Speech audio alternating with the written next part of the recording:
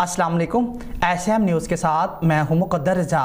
SM news studio में खुशामदीद। खबरों का सिलसिला बढ़ाते हुए हबशान करते हैं चनियोर से। स्कूलों में नाज़रा कुरानी तालीम ना देने वाले 2 प्राइवेट स्कूल सील कर दिए गए हैं। ज़िले भर के स्कूलों में कुरान की तालीम के लिए पहला पीरियड लाजमी करार दे दिया गया है। मज़ीद सूरत हाल से आगाह कर रहे हैं हमारे नुमाइंदे मोहम्मद अफजल रुमाना। जी अफजल, आगाह कीजिएगा इस हवाले से।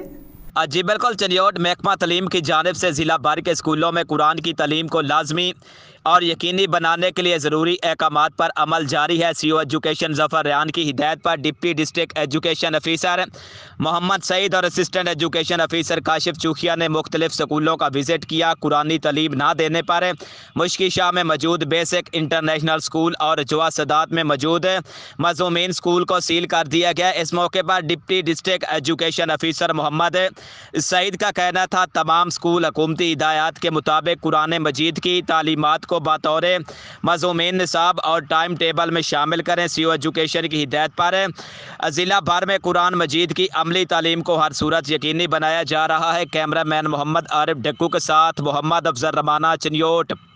बहुत शुक्रिया अफजल, तफसीलात से आगाह करने के लिए। अब तक के लिए इतना ही। मज़ीद खबरों के लिए देखते रहिए SM न्यूज़।